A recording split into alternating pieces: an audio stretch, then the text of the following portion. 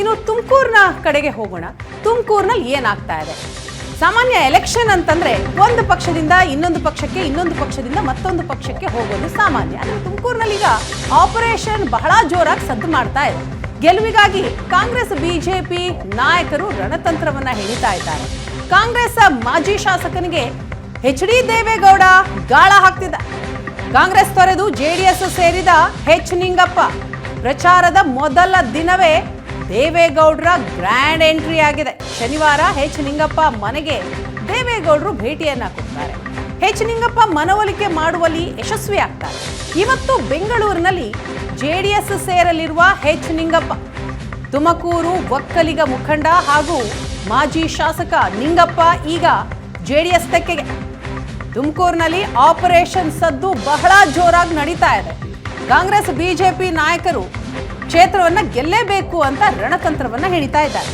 S, ಒಂದು ಕಡೆ ಮಾಜಿ ಪ್ರಧಾನಿ ಎಚ್ ಡಿ ದೇವೇಗೌಡರ ಗಾಳ ನಡೀತಾ ಇದ್ರೆ, ಮತ್ತೊಂದೆಡೆ ಗೌಡರ ಆಪರೇಷನ್ಗೆ ಕಾಂಗ್ರೆಸ್ನಿಗರು ಕೂಡ ತಿರುಗೇಟ್ ಕೊಡ್ತಾ ಇದ್ದಾರೆ. ತುಮಕೂರು ನಗರದ ಜೆಡಿಎಸ್ ಮುಖಂಡ ಗೋವಿಂದರಾಜುಗೆ ಗಾಳ ಹಾಕಿದ್ದಾರೆ. ರಾಜಣ್ಣ ಮನೆಯಲ್ಲಿ ಗೋವಿಂದರಾಜು ಜೊತೆ ಪರಮೇಶ್ವರ್ ಸಭೆಯನ್ನು ನಡೆಸಿದ್ರು. ತುಮಕೂರು ನಗರ ಜೆಡಿಎಸ್ ಪರಾಜಿತ ಅಭ್ಯರ್ಥಿ ಗೋವಿಂದರಾಜು, ಜೆಡಿಎಸ್ ನಾಯಕರಾಗಿರುವಂತಹ ಗೋವಿಂದರಾಜು ಈಗ ಕಾಂಗ್ರೆಸ್ಗೆ ಸೇರ್ಪಡೆಯಾಗುವಂತಹ ಸಾಧ್ಯತೆ. ಸೋಮಣ್ಣ ಸೋಲಿಸೋದಕ್ಕೆ ಕಾಂಗ್ರೆಸ್ ನಾಯಕರ ಆಪರೇಷನ್ ಅಸ್ತ್ರ ಇದು. ಒಂದು ಕಡೆ ಜೆಡಿಎಸ್ ಕೂಡ ಆಪರೇಷನ್ ಅಸ್ತ್ರ ಪ್ರಯೋಗಿಸ್ತಾ ಇದೆ. ಅದಕ್ಕೆ ತಿರುಗೇಟ್ ಕೊಡೋದಕ್ಕೆ ಕಾಂಗ್ರೆಸ್ ಕೂಡ ಜೆಡಿಎಸ್ನ ನಾಯಕರನ್ನೇ ಕಾಂಗ್ರೆಸ್ಗೆ ಸೇರ್ಪಡೆ ಮಾಡಿಕೊಳ್ಳುವಂತಹ ಪ್ರಯತ್ನದಲ್ಲಿ ಯಶಸ್ವಿಯಾಗುವಂತಹ ಲಕ್ಷಣ ಕಂಡು ಬರ್ತಾ ಇದೆ. ಎರಡೂ ಕಡೆಯೂ ಕೂಡ ಆಪರೇಷನ್ ರಿವರ್ಸ್ ಆಪರೇಷನ್ಗಳು ಬಹಳ ಜೋರಾಗಿ ನಡೀತಾ ಇರುವಂಥದ್ದು. ಈ ಮೂಲಕ ತುಮಕೂರು ಕ್ಷೇತ್ರ, ತುಮಕೂರು ರಣಕಣ ಬಹಳ ರಂಗೇರ್ತಾ ಇದೆ. ಮೈತ್ರಿ ಅಭ್ಯರ್ಥಿಯಾಗಿ ಸೋಮಣ್ಣ ಕಣದಲ್ಲಿದ್ದಾರೆ. ಅವರನ್ನ ಸೋಲಿಸಬೇಕು ಅಂತ ಹೇಳಿ ಕಾಂಗ್ರೆಸ್ ಜೆಡಿಎಸ್ನ ನಾಯಕರುಗಳನ್ನ ಸೆಳೆದುಕೊಳ್ಳುವಂತಹ ಪ್ರಯತ್ನ ಮಾಡ್ತಾ ಇದೆ. ಕೇಳೋಣ, ನಮ್ಮ ತುಮಕೂರು ಪ್ರತಿನಿಧಿ ಮಾಂತೇಶ್ ಸಂಪರ್ಕದಲ್ಲಿದ್ದಾರೆ. ಮಾಂತೇಶ್, ತುಮಕೂರು ಬಹಳ ಕುತೂಹಲ ಮೂಡಿಸ್ತಾ ಇದೆ. ಮೈತ್ರಿ ಅಭ್ಯರ್ಥಿ ಸೋಮಣ್ಣ ಕಣದಲ್ಲಿದ್ದಾರೆ. ಬಿಜೆಪಿಯಲ್ಲೇ ಕೊಂಚ ಬಂಡಾಯ ಇತ್ತು, ಅದನ್ನು ಶಮನಗೊಳಿಸುವಲ್ಲಿ ಯಶಸ್ವಿ ಆದಂತ ಕಂಡು ಬರ್ತಾ ಇದೆ. ಆದ್ರೆ ಜೆಡಿಎಸ್ನ ನಾಯಕರುಗಳನ್ನ ಕಾಂಗ್ರೆಸ್ ಸೆಳ್ಕೊಳ್ತಾ ಇರೋದು, ಕಾಂಗ್ರೆಸ್ನ ಮುಖಂಡರುಗಳನ್ನ ಜೆಡಿಎಸ್ ಸೆಳ್ಕೊಳ್ತಾ ಇರೋದು. ಈ ಆಪರೇಷನ್ ಅಸ್ತ್ರ ಯಾವ ಮಟ್ಟಕ್ಕೆ ಬಂದು ತಲುಪಿದೆ? ಯಾರ ಕೈ ಮೇಲಾಗ್ತಾ ಇದೆ?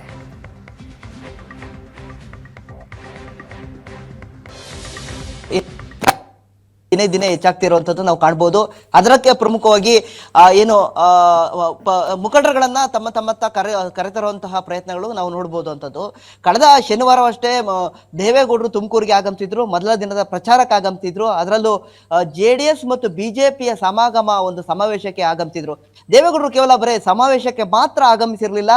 ಸಮಾವೇಶಕ್ಕೂ ಮೊದಲು ತುಮಕೂರಿನಲ್ಲಿ ಆಪರೇಷನ್ ಶುರು ಮಾಡಿದ್ರು. ಅಂದ್ರೆ 2019 ಸೋಲಿನ ಚುನಾವಣೆಯ ಲೋಕಸಭೆ ಚುನಾವಣೆ ಸೋತಿದ್ದಂತಹ ದೇವೇಗೌಡರು ತಮ್ಮ ಸೇಡನ್ನ ತೀರಿಸಿಕೊಳ್ಳಲಿಕ್ಕೋಸ್ಕರವಾಗಿ ಈ ಒಂದು ಚುನಾವಣೆಯನ್ನ ಸಾಕಷ್ಟು ಪ್ರತಿಷ್ಠೆಯಾಗಿ ತೆಗೆದುಕೊಂಡಿರುವಂತದ್ದು ನಾವು ಕಾಣಬಹುದು. ಹಾಗಾಗಿ ಕಳೆದ ಶನಿವಾರ ಬಂದಂತಹ ದೇವೇಗೌಡರು ನೇರವಾಗಿ ಎಚ್ ನಿಂಗಪ್ಪ ಮನೆಗೆ ಭೇಟಿ ನೀಡುವಂತದ್ದು. ಹಿಂದೆ ಎಚ್ ನಿಂಗಪ್ಪ ಜೆಡಿಎಸ್ ನಲ್ಲೇ ಇದ್ದಂತವ್ರು, ಆ ನಂತರ ಕಾಂಗ್ರೆಸ್ಗೆ ಹೋಗಿದ್ರು. ಇದೀಗ ಅವರನ್ನ ಮನವೊಲಿಸಿ ಮತ್ತೆ ವಾಪಸ್ ಜೆಡಿಎಸ್ಗೆ ಕರೆತರೋದ್ರಲ್ಲಿ ದೇವೇಗೌಡರು ಯಶಸ್ವಿಯಾಗಿರೋದನ್ನ ನಾವು ಕಾಣಬಹುದು. ಕಳೆದ ಶನಿವಾರವೇ ಅವರ ಒಂದು ಮಾತುಕತೆಗಳನ್ನೆಲ್ಲವನ್ನು ಮಾಡಿ ಎಲ್ಲ ಆಗಿತ್ತು. ನಿನ್ನೆ ಎಚ್ ನಿಂಗಪ್ಪ ಕೆಪಿಸಿಸಿ ಅಧ್ಯಕ್ಷ ಡಿ ಕೆ ಶಿವಕುಮಾರ್ ಅವರಿಗೆ ರಾಜೀನಾಮೆ ಪತ್ರವನ್ನ ರವಾನೆ ಮಾಡಿದ್ದಾರೆ. ಇವತ್ತು ಅಲ್ಲೇ ಬೆಂಗಳೂರಿನಲ್ಲಿ ಜೆಡಿಎಸ್ ಕಚೇರಿಯಲ್ಲಿ ನಿಂಗಪ್ಪ ಇವತ್ತು ಸೇರ್ಪಡೆ ಆಗುವಂತದ್ದು ನಡೀತಾ ಇರುವಂತ ಕಾರ್ಯಕ್ರಮ. ಒಂದ್ ಕಡೆ ಅಂದ್ರೆ ದೇವೇಗೌಡರು ಬಂದು ಸೋಮಣ್ಣ ಅವರ ಒಂದು ಗೆಲ್ಸಿನ ಒಂದು ಪ್ರಚಾರದ ಜೊತೆಗೆ ಸೋಮಣ್ಣ ಅವರಿಗೆ ಕಾಂಗ್ರೆಸ್ ನಿಂದ ಮುಖಂಡರನ್ನ ಕರೆತರೋದ್ರ ಮುಖಾಂತರವಾಗಿ ತಮ್ಮ ಶಕ್ತಿಯನ್ನು ತುಂಬುವಂತ ಕೆಲಸವನ್ನ ಒಂದ್ ಕಡೆ ಮಾಡಿದ್ದಾರೆ. ಇದಕ್ಕೆ ಪ್ರತಿಯಾಗಿ ಕಾಂಗ್ರೆಸ್ನವರು ಕೂಡ ಸುಮ್ಮನಿಲ್ಲ. ಅವರು ಕೂಡ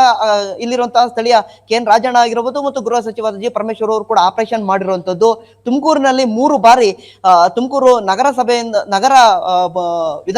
ನಗರದಿಂದ ಸ್ಪರ್ಧೆ ಮಾಡಿದಂತಹ ಗೋವಿಂದರಾಜ್ ಏನಿದ್ರೆ, ಗೋವಿಂದರಾಜ್ ಅವ್ರನ್ನ ಕಾಂಗ್ರೆಸ್ ಇಂದ ಕರೆತರುವಂತಹ ಪ್ರಯತ್ನಗಳು ಕೂಡ ನಡೆದಿರುವಂತದ್ದು. ಜೆಡಿಎಸ್ ಇಂದ ಬಿಟ್ಟು ಕಾಂಗ್ರೆಸ್ ಕರೆತರುವಂತಹ ಪ್ರಯತ್ನಗಳು ನಡೆದಿರುವಂತದ್ದು. ಅದಕ್ಕಾಗಿ ಸಭೆಯನ್ನು ಕೂಡ ಮಾಡಿರುವಂತದ್ದು. ಹಾಗಾಗಿ ಎರಡೂ ಪಕ್ಷದ ಕಡೆಯಿಂದ, ಎರಡು ಕಡೆಯಿಂದಲೂ ಸಾಕಷ್ಟು ಜಿದ್ದಾಜಿದ್ದಿನ ಹೋರಾಟವನ್ನ ತುಮಕೂರಲ್ಲಿ ಕಾಣಬಹುದು. ಪ್ರತಿಮಾ ಮತ್ತೆ ವೀಣಾ, ಥ್ಯಾಂಕ್ ಯು ಮಹಂತೇಶ್ ತಮ್ಮ ಮಾಹಿತಿಗಾಗಿ. ಒಟ್ಟಿನಲ್ಲಿ ತುಮಕೂರಿನಲ್ಲಿ ಆಪರೇಷನ್ ರಿವರ್ಸ್ ಆಪರೇಷನ್ ಎರಡೂ ಕೂಡ ಬಹಳ ಜೋರಾಗಿ ನಡೀತಾ ಇದೆ.